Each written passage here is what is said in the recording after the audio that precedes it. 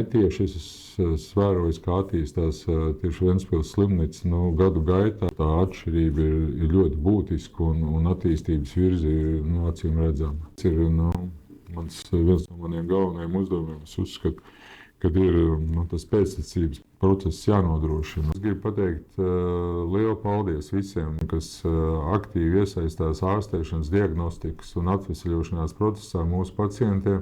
Tie jaunie ārsti, kas pie mums tagad nāk strādāt, varbūt redzēs, kāda slimnīca būs pēc 50 gadiem, un viņi arī viņu attīstīs.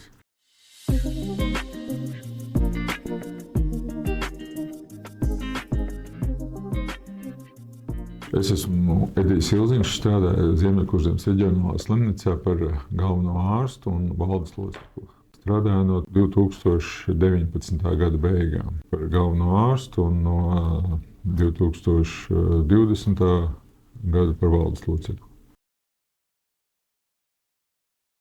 Protams, ka satraukums. Ziemeļkurzemes reģionālā slimnīca ir viena no reģionālajām slimnīcām, liela ārstniecības iestāde ar daudz cilvēkiem, daudz attīstības un virzības iespējām. Es atceros ar satraukumu. Kā pirmā darba diena vienmēr sākot kaut ko jaunu, ir satraukums. Ne tikai pirmajā, bet arī otrajā, trešajā un visās turpmākajās, kamēr darbinieks adaptējās ar vidi. To es arī mēģinu ievērot. Stājoties darbā jaunajiem ārstiem vai medmāsām vai atbalsta personālam, ir vajadzīgs ārkārtīgs kolēģi atbalsts, lai cilvēks pēc iespējas ātrāk iedzīvotos un varētu sekmīgi pildīt savus pienākumus. Medicīnā strādāju nepilnus 40 gadus. Esmu bijis gan sanitārs, gan medicīnas māsa savā attīstībā, gan ārsts. Augstskolu beidzu 88. gadā, ieguvu specialitāti anestezioloģijā, reanimatoloģijā. Pēc tam strādājot, ieguvu vēl vienu specialitāti, kad man ir ārsta eksperts certifikāts un papildus vēl mācījos juridiskajā fakultātē. Man ir maģistra grāds valsts pārvaldē. Esmu strādājis lielāko daļu no savas ārsta dzīves Pauls Stradiņa Kliniskajā universitātes slimnīcā un tā skaitā arī katastrofu medicīnas centrā. Tā bija mana pirmā iepazīšanās ar Ventspils slimnīcu. 90. gadu sākumā bija, viens, kā šodien atceros, izsaukums uz Ventspils slimnīcu, uz terapijas nodaļu, kur atradās Pārventā. Man tur sagaidīja, protams, slimnieks un doktora Elita Princi. Tas bija pirmais mans izsaukums uz Ventspils slimnīcu, un tad 90. gados bija vēl viens sarežģīts pacients, kuram es braucu palīgā.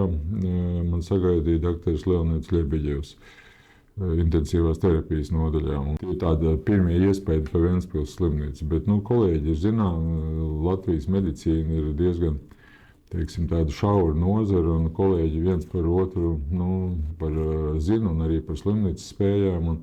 Tā kā tāda netieši es vēroju, kā attīstās tieši Ventspils slimnīca gadu gaitā un kā veidojās Ziemeļkurzemes reģionālā slimnīca, kāda viņa ir pašlaik un kāda viņa bija 90. gadu sākumā. Tā atšķirība ir ļoti būtiska un attīstības virzi ir acīm redzama. 2020. gada sākumā atklāja insultu vienību mūsu neiroloģijas nodaļā. Tas bija tāds priecīgākais mirklis, kad es atnācu un sapratu, ka slimnīca attīstās, iet uz priekšu un veidojās kaut kas jauns. Un tad sākās tas laiks, ko mēs saucam par Covid pandēmiju. Ārkārtīgi grūts un sarežģīts laiks, kas no medicīnas viedokļa prasīja maksimāli iesaist gan ārstiem, gan diagnostikai, gan aparatūrai, gan izolācijā. Visi mēs to atceramies, lai gan varbūt arī negribam atcerēties, jo tas bija grūti.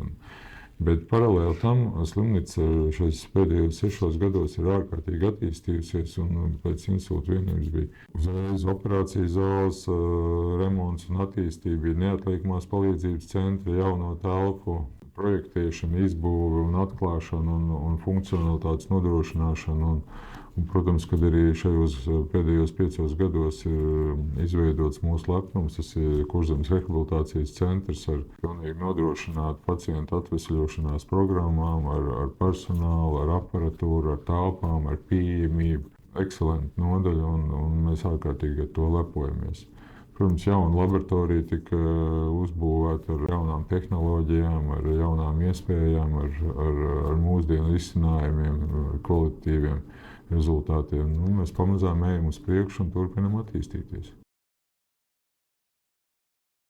Mācoties par ārstu, Rīgā ir 3 universitātes slimnīcas - Pauls Eļņa Kliniskā universitātes slimnīca, Rīgas Austrumu Kliniskā universitātes slimnīca, Bērnu Kliniskā universitātes slimnīca. Un, protams, ka šajās slimnīcās darbs ar pacientu ir ļoti cieši saistīts ar apmācības procesu. Tā ir akadēmiska vide, tā ir akadēmiska pieeja pacientam. Tas nozīmē to, ka viņu ārstējot kāds mācās. Un tās zināšanas studenti, rezidenti, teiksim, iegūst šajās universitātes slimnīcās. Reģionālās slimnīcas ir vairāk tieši diagnostiskas un ārstniecības iestādes, kas realizē šo politiku. Ziemeļkurzemes reģionālā slimnīca nodarbojas gan ar apmācību, gan ar zinātni, gan ar savu pamatfunkciju nodrošināšanu. Jo tos slimnīcas līmeņus, jaudu slimnīcai pirmkārt piešķirt tās neatliekamās palīdzības profili.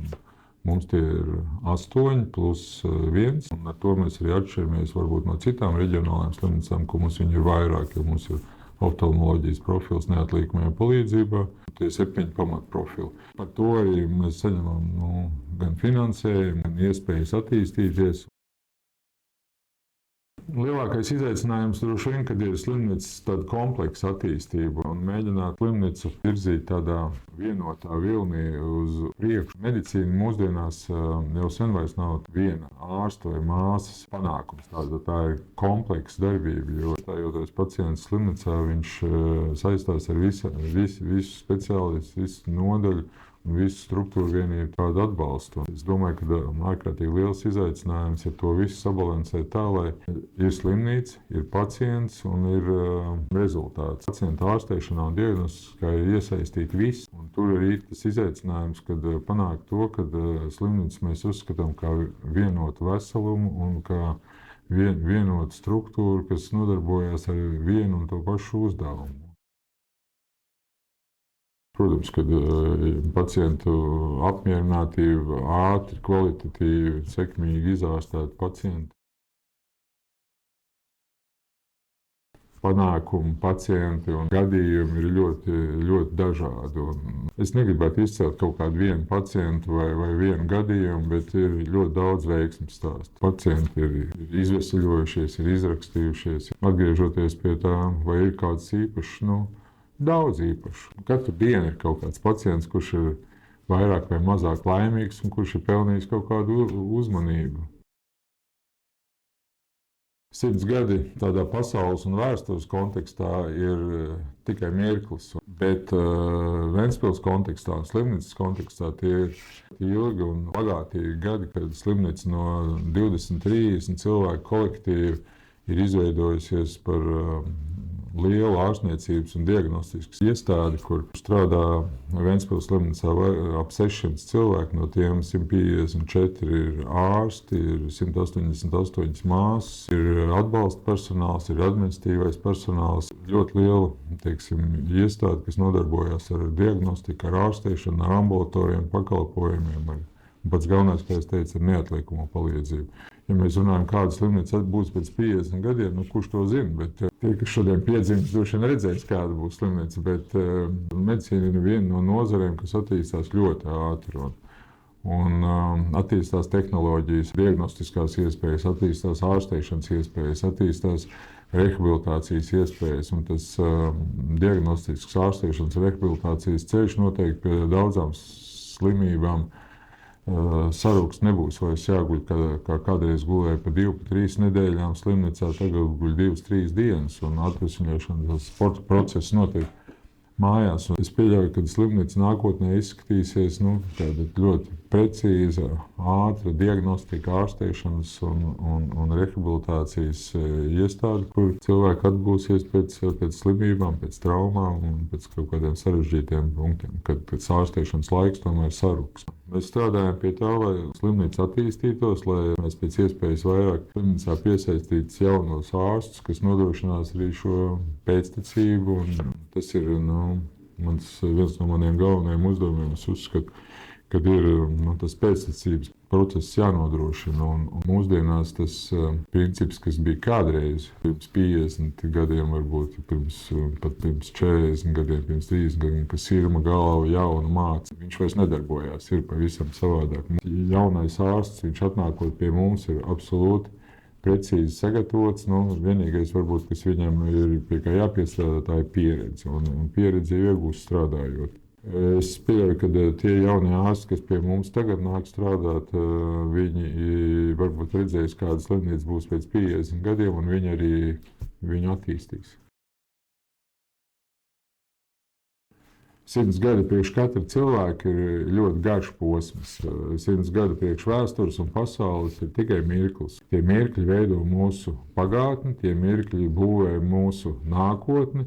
Mēs esam šajā mirklī, un es gribētu novēlēt visiem saviem kolēģiem, slimnīcas darbiniekiem, lai būtu veselība, lai būtu prieks, lai būtu labklājība un lai būtu iemesls priecāties par dzīvi arī turpmāk. Slimnīcas kolektīvi, to 6 cilvēkus, kas strādā Ventspils slimnīcā, es viņus kaut kā redzu kā lielu, ļoti lielu ģimeni, kas ir savā starpā vienoti. Un tā ģimene pulsē, viņa funkcionē, viņa ir dzīves organisms, kas katru dienu dod rezultātu. Un es gribētu, lai tā ģimene kļūst ar vien stiprāku un ar sevi pastāvošu un attīstošu. Ja mēs runājam par to ģimeni un par kolektīvu, tad es gribu pateikt lielu paldies visiem, kas aktīvi iesaistās ārstēšanas, diagnostikas un atvesaļošanās procesā mūsu pacientiem.